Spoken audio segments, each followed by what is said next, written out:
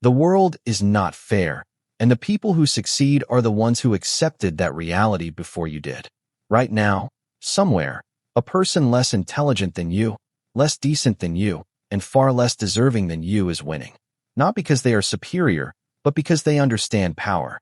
Meanwhile, you still believe in rules. You were taught to be kind. They were trained to win. You hesitate. They act. You hope. They plan. And while you're asking, is this acceptable? They are already several moves ahead. If that creates a quiet frustration inside you, that's good. Hold on to it. Don't let it fade. Because in the next few minutes, I'm going to show you what Machiavelli understood about human nature, control, and survival.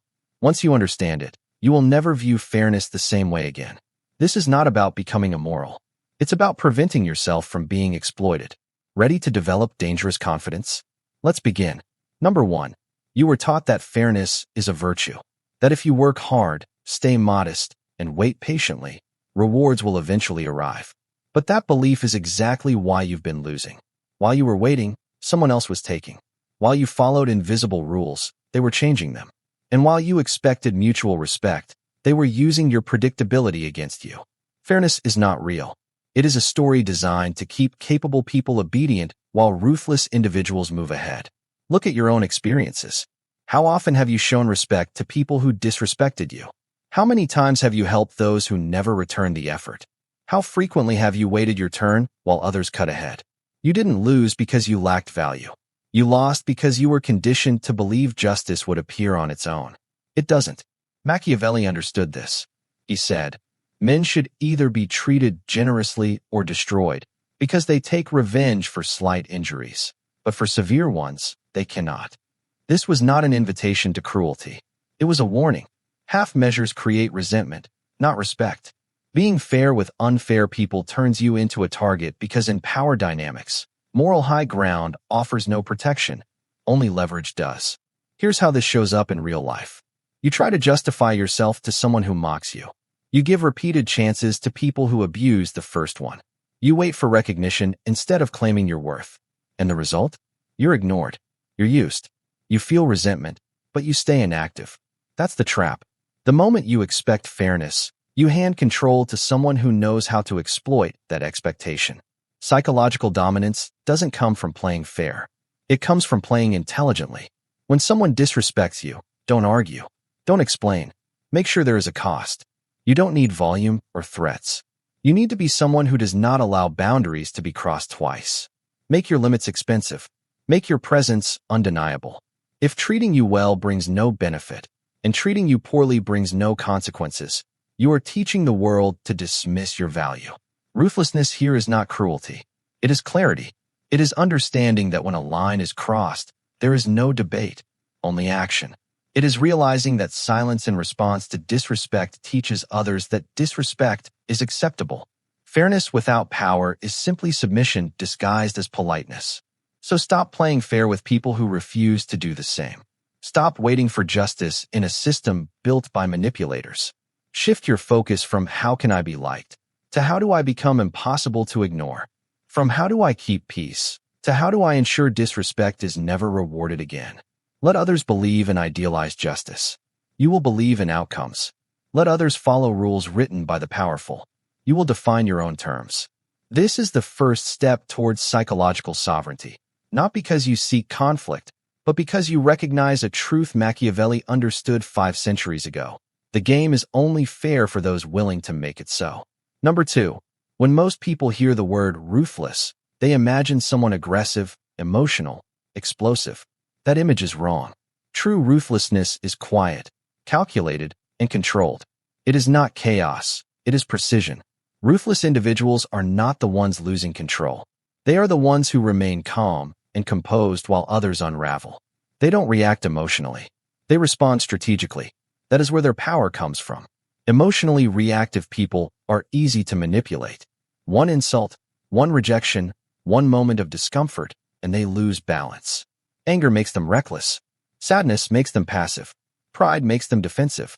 Worst of all, their need to be understood exposes them to people who never intended to respect them. That is not confidence.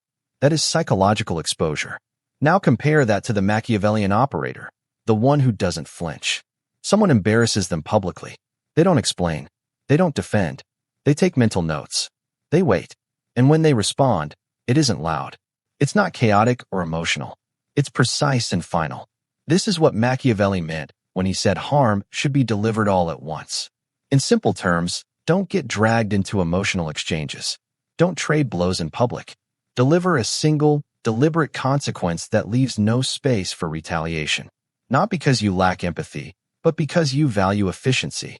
Here's a real-world example. Someone tries to weaken your position in front of others. They challenge you, mock you, or attempt to undermine your credibility. Most people respond by defending themselves, arguing, or trying to regain approval from the room. The highly disciplined person does none of that. They pause. They observe. They calculate. Sometimes they ignore it completely, signaling that the attack wasn't important enough to deserve a response. Sometimes they wait and address it privately, calmly, and directly, in a way that unsettles the other person without creating unnecessary attention.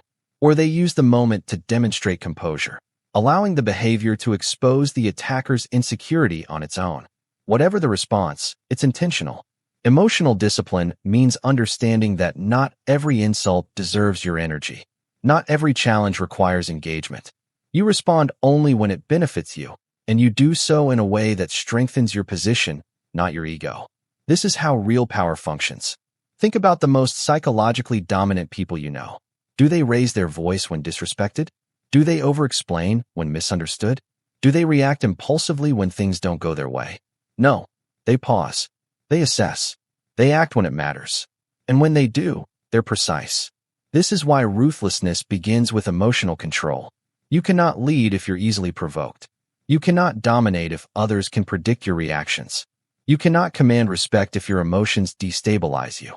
You must master neutrality, not apathy, but neutrality, the ability to feel without being controlled by those feelings. When you develop this level of emotional strength, people notice. They communicate with you differently. They think before challenging you. They respect you not because you demand it, but because they know you cannot be shaken. That is psychological sovereignty. That is what ruthless confidence looks like. So the next time someone tests you, pause, breathe, and ask yourself, what response protects my power, not my pride? That question alone will change how you move through the world. Because the moment you stop reacting emotionally, you start responding strategically. And that's when the room begins to shift in your favor. Number 3. This may be the hardest truth to accept. Most people are conditioned from childhood to believe that being liked equals social success. That if you're pleasant, agreeable, and easy to deal with, others will respect you, trust you, and support your rise. But they won't, because being liked is not the same as being respected. And in any power dynamic, respect outweighs likability. Here's the reality. Likable people are often taken advantage of. They're overlooked. They're underestimated. Not because they lack value, but because they teach others to see them as safe, predictable, and easily accessible. Everyone likes them, but no one fears disappointing them. No one hesitates before crossing them. There are rarely consequences. Now compare that with someone who carries psychological dominance. They're not cruel or aggressive, but they have presence, boundaries, and standards. When they speak, people listen. When they say no, it's final. When they enter a room, attention follows. Not because they demand it, but because they've built a reputation. This is someone who cannot be tested casually. Machiavelli said, "It is much safer to be feared than loved, if one must choose." He wasn't advocating violence or cruelty. He was referring to fear of consequence, of reputation, of knowing that crossing this person comes at a cost. Likability doesn't protect you. Dominance does. When people respect your strength, they regulate themselves around you.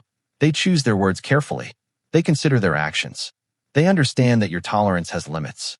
That trust is given selectively. That access to your time, energy, and approval is earned, not automatic. Let's make this practical. A likable person agrees to things they don't want to do to avoid disappointing others. A dominant person says no clearly and without guilt because they understand the value of their time. A likable person constantly explains themselves, hoping to be understood. A dominant person makes decisions and allows results to speak. A likable person tolerates subtle disrespect in the name of harmony. A dominant person identifies disrespect early and shuts it down before it grows. Here's the shift. Instead of asking, will they like me if I say this? You start asking, does this reinforce my value or weaken it? You stop trying to be liked by everyone and focus on being respected by the right people. And the irony is, once you establish psychological dominance, the right people do like you. Because strength recognizes strength. Leaders respect leaders. Strategists align with strategists. You attract higher quality allies when you stop positioning yourself as everyone's emotional safety net. If you want to become decisively confident, stop chasing approval. Start setting the tone. Make your presence valuable.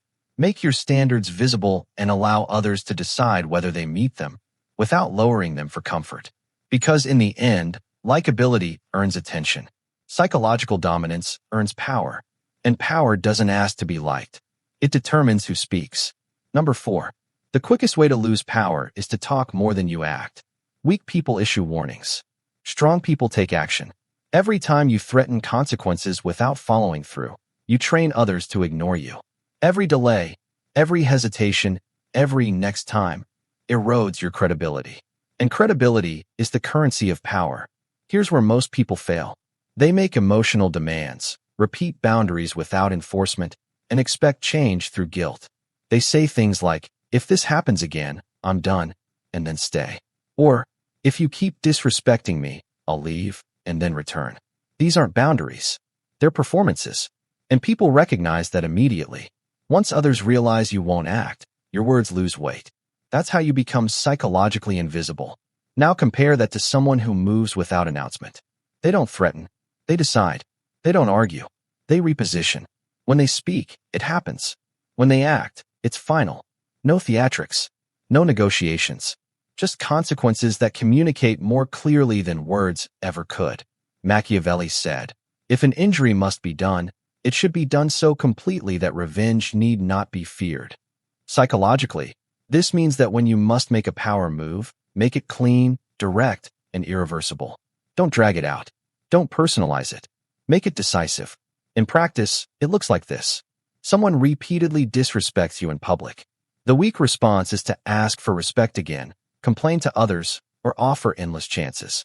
The dominant response is silence, followed by action. You may address it once, clearly, and without emotion. If it continues, you remove access, socially, professionally, or psychologically. No drama, no warnings, just distance. That silence, that absence, carries weight. Power is often felt most strongly when it's withdrawn. Another example. Dominant individuals understand one key principle. A single decisive action carries more weight than 100 clever explanations. When people realize you don't bluff, that your standards are enforced, and that your tolerance has limits, your position in their mental hierarchy rises. Not because you demanded respect, but because you became someone they choose not to challenge. This applies in business, relationships, and social environments of all kinds.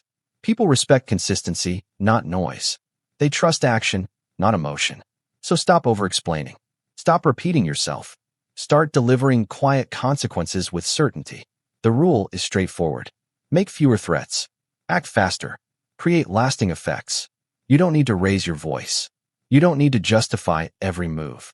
You don't need to be aggressive. You simply need to be known as someone who acts decisively and whose decisions stand. In the end, those who hesitate are directed.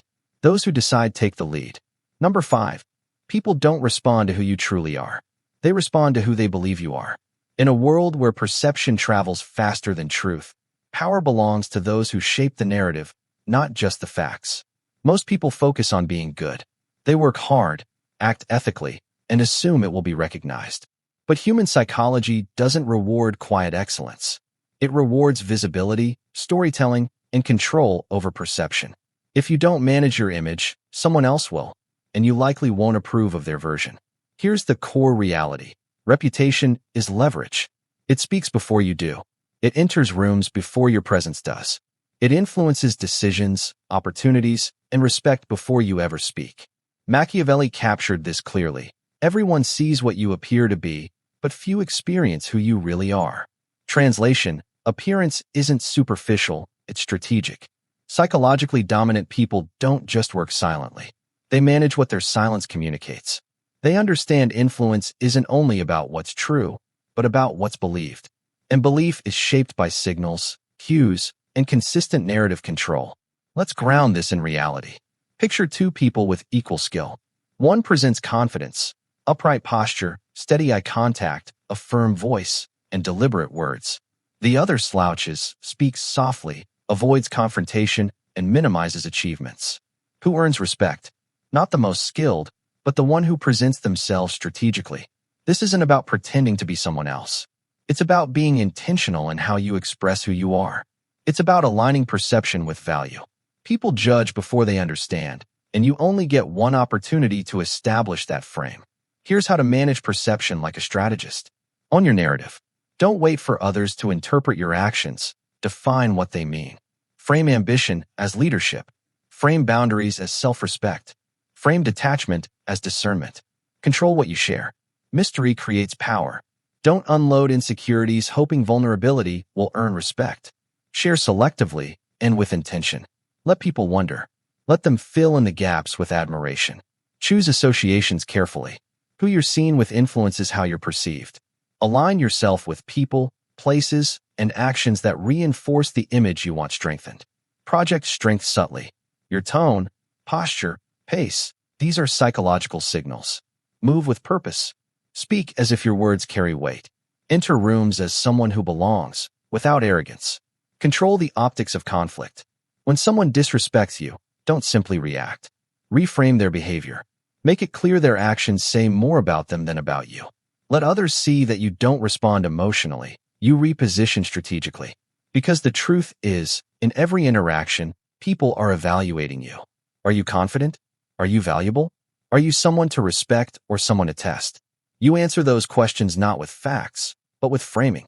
And here's the real advantage.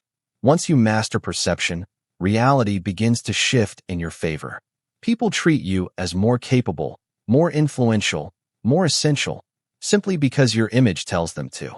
Opportunities come easier. Challenges shrink. Those who once ignored you now compete for your attention. So stop assuming your work speaks for itself. Learn to make it resonate. Because in power dynamics, perception becomes reality, and reality favors those who control the frame. Number 6. In the game of power, what actually happened matters less than how it's remembered. You can make all the right moves, take all the correct actions, but if someone else controls the story around them, they control your reputation, and reputation is power. Most people lose influence not because they failed, but because they allowed others to write the narrative. Here's the psychological truth. People don't judge by facts alone. They judge by framing, by the version of events that feels most emotionally convincing. And whoever controls that version holds the advantage. Machiavelli understood this when he wrote, "Men in general judge more from appearances than from reality." That means the outcome of any situation, conflict, success, or failure, is decided by who frames it first and who frames it best. This is where average thinkers get manipulated and strategic thinkers dominate. Most people respond to accusations or drama defensively. They explain, justify, or attempt to clear the air. But the moment you defend, you've already lost position. You've stepped into someone else's frame, and that frame was designed to weaken you. Psychologically dominant people reverse the dynamic. They pre-frame their actions so when they move decisively, those actions are viewed as strength, not threat. They manage the narrative so precisely that even their enemies often end up sounding like background characters in your progress. Let me share a practical example. Suppose you remove a toxic person from your circle. They begin telling others that you are distant, selfish, or unfaithful. If you stay quiet, people create their own assumptions. If you become defensive, you confirm the accusation. But if you present it this way, "I chose to step back from people who were draining my energy and crossing my boundaries," you change the frame. Now you are not avoiding the issue. You are rising above it. The principle is simple. Whoever defines the meaning of an action controls the outcome. This is how narrative control works in real life. When you succeed, don't just celebrate. Explain why you succeeded. Not luck or timing, but planning, discipline, and focus. When you fail, don't hide it. Frame it as growth, a strategic pause, or a deliberate shift. You decide what the failure represents. When you're attacked, don't only defend, reposition.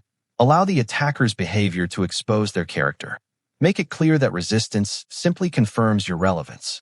When you make a controversial decision, explain the principle behind it. I made this choice because I value long-term progress over short-term comfort. That explanation turns criticism into respect. This is not about deception. It's about leading the narrative. Every influential person you admire wasn't only strategic in what they did, but also in how those actions were remembered. Most people get consumed by emotion in the moment and forget that the story lasts far longer than the moment itself. You can win an argument and still lose long-term influence if the story makes you look reactive, unstable, or small. But once you master narrative control, you begin shaping how others describe you. And when people start using your language to explain your actions, you've already won. So next time something significant happens, pause. Don't react. Don't post. Don't rush to explain. Frame it. Decide how this story should be told, then act in alignment with that version. Because once people believe your story, they start defending it for you. In the battle for influence, facts are tools, but the story is the terrain. And whoever controls the story wins. Number 7. If people can cross your boundaries without consequences, then those boundaries aren't real. If your standards aren't enforced, they're only suggestions. And if your respect is given without conditions, it will never be appreciated. Real power doesn't come from demanding it loudly. It comes from enforcing it quietly. And nothing enforces power more effectively than systems. Most people try to assert control emotionally. They get angry, raise their voice, issue warnings, or guilt others into better behavior.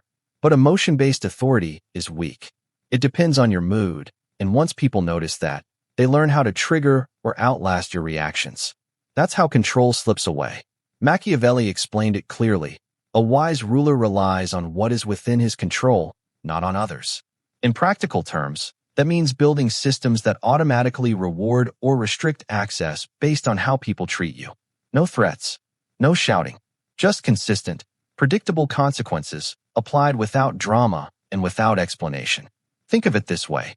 When someone respects your time, they gain more access. When they waste it, they lose access. No debate, no justification, just a system responding to behavior, not apologies. For example, imagine a friend who repeatedly arrives late or cancels at the last minute.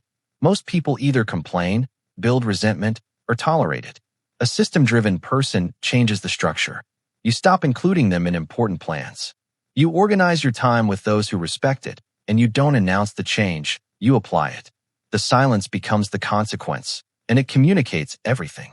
This is the psychology of real authority. You remove emotion and apply logic. People learn how to act around you not because you lecture them, but because they experience the cost of disrespect and the reward of alignment. Here's how to implement this. Create filters. Who receives your time, energy, and trust? Base it on behavior, not feelings. Set automatic thresholds. 3 missed commitments. They're removed from your schedule. 1 public act of disrespect. Private access is gone. Detach personally. Don't see it as betrayal. See it as information. The system adjusts. Their behavior chose the outcome. Reward alignment. People who consistently deliver respect should receive more access. Increase their value. Let them rise within your system. This builds loyalty without force. This is how lasting power is created, not through reactions, but through structure. When consequences are built into how you operate, people adjust themselves before you say anything. That's psychological leadership. And systems scale. You don't need to explain, argue, or chase respect. The system handles it. Align and advance. Violate and exit. Simple. Calm. Effective. People don't change because you ask them to. They change because the system you've built either rewards them or removes them. They realize that to stay in your orbit, they must improve. That's how you become the center, not the follower. Others adapt, or they fade out. Stop negotiating your value. Build systems that demonstrate it. Number 8. The most powerful person in any room is rarely the loudest. It's the one who speaks least, observes most, and acts when no one expects it. You recognize them instantly, though you may not understand why. That is silent dominance, the final stage of psychological power. The common mistake is believing power must be displayed. So people overtalk, over-explain, and try to prove they're in control. But the moment you attempt to prove power, you lose it. Real power is not announced, it's sensed. Machiavelli said the lion cannot protect itself from traps, and the fox cannot defend itself from wolves. One must be a fox to detect danger and a lion to intimidate threats. But the most dangerous force is the one who is both and advertises neither. Someone who plans like a fox, strikes like a lion, and says nothing about either. In practice, silent dominance means people don't see your strategy until they've already lost to it. You're several steps ahead while others are still reacting. Your influence spreads quietly because no one realizes it originated with you. Consider a meeting where two people argue. One is loud and defensive, trying to dominate the room. The other remains calm, listening carefully. They speak once, clearly, confidently, and precisely. Suddenly, the room shifts toward them. Why? Because dominance isn't volume. It's presence. Silent dominance isn't just about being quiet. It's about projecting certainty. I don't need to perform. I don't need to explain. My choices speak for themselves. My results are visible. Here's the paradox. When you stop trying to appear powerful, people start treating you as if you are. Silence creates uncertainty, and uncertainty creates caution. When people don't know your thoughts, limits, or next move, they assume strength. You become difficult to challenge, not because you're unreachable, but because no one knows where to apply pressure. No emotional signals, no oversharing, no visible insecurity, just steady control. That's why the most dangerous person is often underestimated until it's too late. To build silent dominance, stop over-explaining. If someone misunderstands you, allow it. You don't owe clarity to those who aren't listening.